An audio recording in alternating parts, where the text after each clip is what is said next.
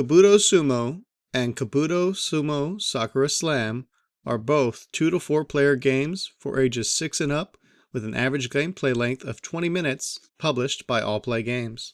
The basic overview of Kabuto Sumo and Kabuto Sumo Sakura Slam has players taking turns pushing a single game piece from their inventory into the ring and collecting any standard pieces that fall out of the ring, until either a player runs out of pieces in their supply, or they knock their opponent or opponents out of the ring. To set up Kabuto Sumo, you will place the ring in the middle of the table within reach of all players. Each player will then choose a wrestler, either play with the normal side or the junior league side if playing with younger children. Collect the wrestler card and place their signature piece off to the side into a supply. Also collect a wrestler reference token and the matching wrestler piece. Then create a supply of small, medium, and large discs. Depending upon the number of players, each player will collect a number of discs and set up the ring in a different way. Please pause the video if needed to set up the ring for your player count.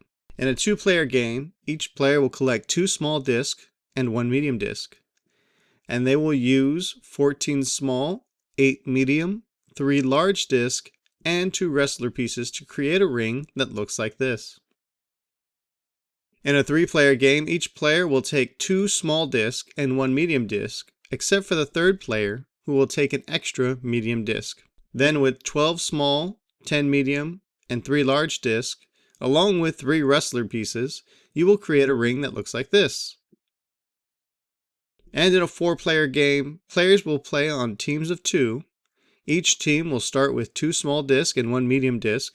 Then with 14 small, 6 medium, 3 large disc, and 4 wrestler tokens, create a ring that looks like this. And now, the youngest player will go first. Now on each player's turn, the player will select a piece from their inventory. Then place that piece on the pushing platform. Then place the pushing platform against the ring where they wish to push their disc into the ring. Now with their thumb at the back of the piece and their index finger on top, gently slide the piece forward in a straight line.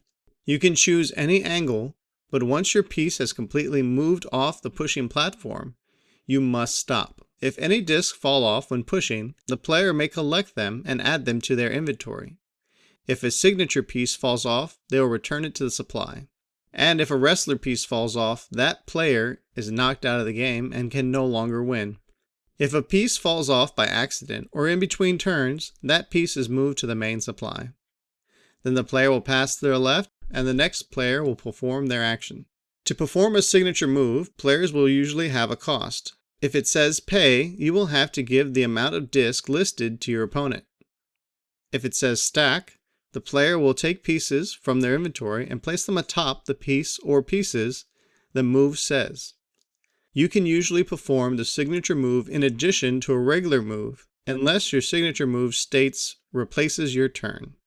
Some signature moves break rules. The signature moves will supersede the rulebook. Continue around the table until all but one player is knocked out of the ring or all but one player runs out of inventory.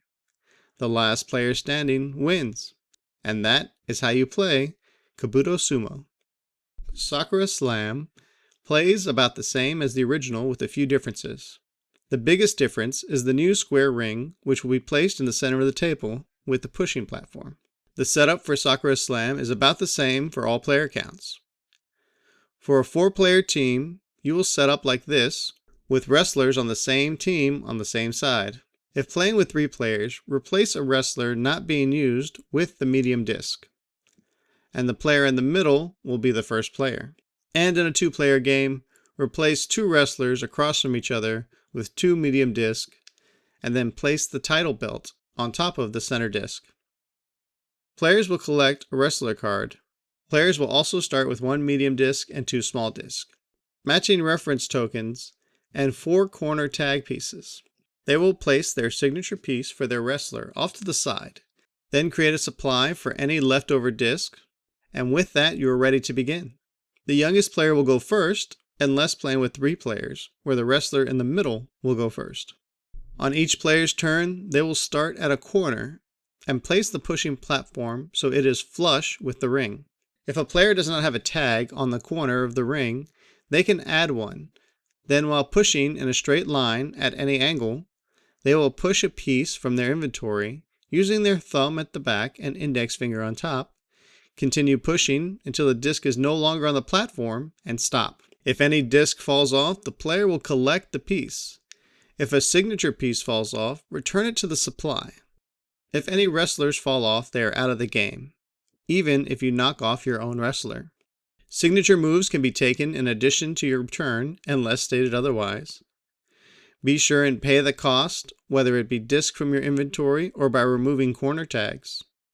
Also, when you have placed your 4th corner tag and have one on each other corner, you will collect all 4 corner tags and then push a second piece from your inventory without moving the platform.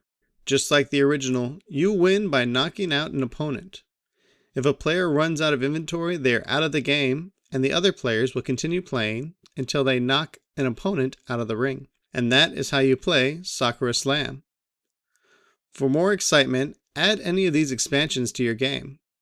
Most wrestlers are compatible with either version, but the ones that are not compatible will have this ring symbol on their card, and these are only compatible with Sakura Slam. Thanks for watching. Please like, subscribe, and ring the bell to get notified about new videos. If you're bored now, click this for more games.